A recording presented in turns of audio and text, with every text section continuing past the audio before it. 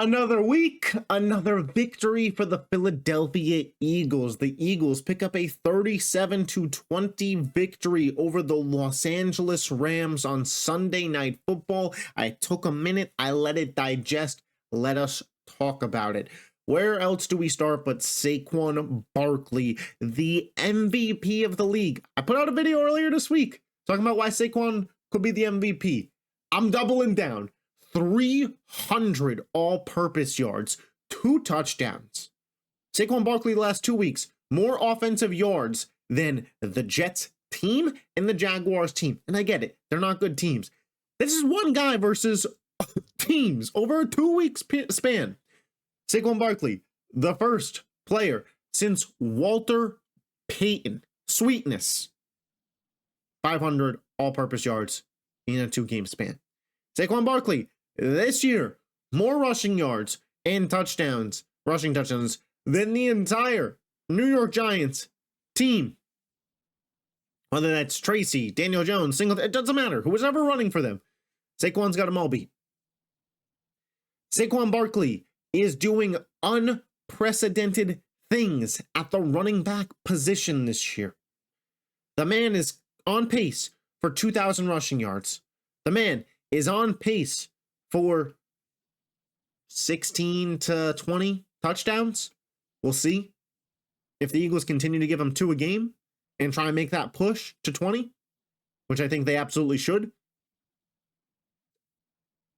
The MVP is well within reach. And here's the thing. The way that MVPs work usually goes to a quarterback, obviously, who's on a top 2 seeded team.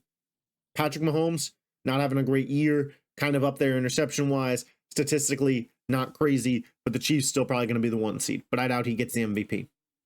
Jared Goff, Detroit feels very much more of a team, and, you have like weeks like this where they dominated the Colts, but Goff didn't even throw a touchdown. Probably not going to win the MVP. Jalen Hurts, Saquon Barkley's teammate. I think all the Eagles fans would kind of say Saquon's been the MVP of the team. That kind of disqualifies Jalen. To me, it is a 2-person race. It is Josh Allen. It is Saquon Barkley. And Josh Allen is a quarterback, and there's a world where just because he's a quarterback and hasn't won the award, he gets the benefit of the doubt. I get that. But Josh Allen's having a very Josh Allen year. The interceptions are down, but we're not seeing anything kind of unprecedented from Josh Allen and the Bills. They're usually a top-tier seed. He's usually pretty good. He gets a lot of rushing volume, obviously. He's great. Saquon Barkley is having one of the greatest seasons by a running back ever. And if we don't give Saquon the MVP this year, if things kind of finish out the way that they're expected to, and Saquon finishes with, 2,000 rushing yards and maybe close to 3,000 all-purpose yards and close to 20 total touchdowns. He's at 12 right now total on the year. And the Eagles are a top 2 seed. And he doesn't win the MVP. Like, just call it the quarterback award. Just tell me flat out that running backs, wide receivers can't win the award. Because the man should be in a really good spot to win it. He's currently got like the 3rd best odds on FanDuel to win the award, which is just unbelievable at this point in time to see a running back do. Unbelievable. As an Eagles fan, when we paid Saquon Barkley, I heard all the BS about, you don't pay the running back, waste of money, Howie L, and I just sat back. This has obviously exceeded my expectations greatly, but when you're a great team, you could spend the luxury on a running back. The Eagles had a great roster. They brought in Saquon Barkley. And, you remember that early stretch of the season with the Saints game and the Packers and those early games when A.J. Brown was missing. And Saquon Barkley, man, like, he's responsible for multiple Eagles wins. It's not just like he's filling the stat sheet. Like, in terms of valuable, how could you argue that from the team that we saw at the end of the year last year that was just bad to this year, that Saquon Barkley doesn't have what it takes to be the most valuable player? I don't know. Obviously, the defense has been fantastic as well. this year. I'm not. Obviously, it wasn't just one man that turned the whole team around, but Saquon has just been absolutely unreal. When it comes to this game, Philly struggles to score in the first quarter again. We kind of know that that's the story with this team at this point in time, but the defense holds strong. It's 7-3 after one quarter, and Philly takes off.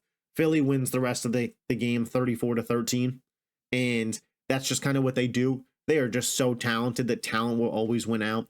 They are so good in the trenches that they will just wear you down throughout the game. We saw it happen to that Rams line. They got some nice pieces, Verse and Fisk, the rookies out of Florida State, but you're playing against Lane Johnson, Landon Dickerson, Jordan Mailata, Cam Jurgens, Mekhi Becton all game long. They're going to wear you down. They did that. Shout out the line. Like the O-line is, can you imagine what being Saquon Barkley feels like? And I'm not trying to be like a dick and just take shots at the Giants here, but to go from that O-line to this experience has to be euphoric for the man. They were just opening up holes for him all night. He explodes and runs right through them. Multiple long touchdowns. And this felt very formulaic for the Eagles at this point. Have the defense make everything tough on the opposing team, have the offensive line bear down, have Jalen Hurts make a couple of really solid throws on third downs to A.J. Brown, and, keep it moving through Saquon. That is exactly what every Eagles game has felt like over the last 2 months, and they keep doing it. They keep winning that way. You have to love it. The defense, I thought, played a strong game. What do we got here? Nakobe Dean led the team with 8 total tackles. Nakobe Dean had a couple really big plays. That sack that he had, he destroyed Kyren Williams on that play. Absolutely destroyed him. I liked what I saw from, obviously, Quignon and Cooper DeJean. Cooper DeJean, tough matchup of Cooper Kupp. And I know it's not 2021 Cooper Kupp, but DeJean absolutely held his own out there. Jalen Carter obviously doesn't show in the stat sheet, but this guy just has gotten so good this year. The amount of just pressure he applies to opposing offensive lines where they have to double him. The quarterback hit that Milton Williams got was solely because Jalen Carter pulled the double team to the complete opposite side, and now you're getting Milton Williams on a one-on-one situation. Like, the Eagles are looking really, really good. But we have a little bit of sad news. Josh Sweat hurt. I don't really know the full extent of that. Brandon Graham, BG, torn tricep, career. He said this was his last year, and then that injury, you're out for the season. So we may have just watched Brandon Graham play his last game as an Eagle, and that really hurts, especially the level he's been at this year. BG has made some pretty consistent plays in that first half. He made a lot of really great plays for the Eagles. They have depth, obviously, at the line, but you hate to see that, and also that follows up Bryce Huff on the IR, BG likely headed to the IR. Eagles got depth on that D-line, but Jalix Hunt, Milton Williams, Thomas Booker, these are guys that are going to have to play more snaps, and are going to have to step up. Philly, though, looking really, really strong. I want to talk about where they're headed, but first, a word from Green Gridiron. I want to take a moment to give a shout out to my friends over at Green Gridiron for NFL helmets. You can see here the nice face mask, the sweet design. I got the black Eagles helmet. I kept it in the container because I use it as a little desk decor, but you could use it as desk decor, decoration around the house, a little knickknack for, your TV stand. The gift giving season is almost upon us. If you know an NFL fan, it doesn't even have to be Eagles. They've got all 32 teams, NFL partnered brands. You know that you're getting good quality stuff. Be sure to check out the link in the description. I'll also have it as the pinned comment. But thank you to my friends over at Green Gridiron. Go get you a helmet today. All right, so what is next for the Philadelphia Eagles? Well, let's take a look at what is next for them. At Baltimore, versus the Panthers, versus the Steelers, at the Commanders, versus the Cowboys, versus the Giants. Flat out, there is 3 wins. Panthers, Commanders, Cowboys, and Giants. Those are all wins. I would say pretty assuredly at this point in time, that would get the Eagles to 12 wins. They should be able to beat the Commanders. The Commanders have kind of hit a bit of a cliff. And, I think they should split these games. The Eagles should be a 14-win team this year. And we'll see. It's crazy to say that the Eagles should be a 14-win team. I mean, look at these W's. Love to see it. 7 straight. It's crazy to say that the Eagles should be a 14-win team and also say, I'm not sure if they'll be the 1 seed. But that's just how good them and Detroit are. I think they're on a collision course like no other. And you got to hope. Got to hope that Philly's hosting that game. But the Eagles trudge on. Saquon Barkley, the MVP. I mean, Stephen A. Smith.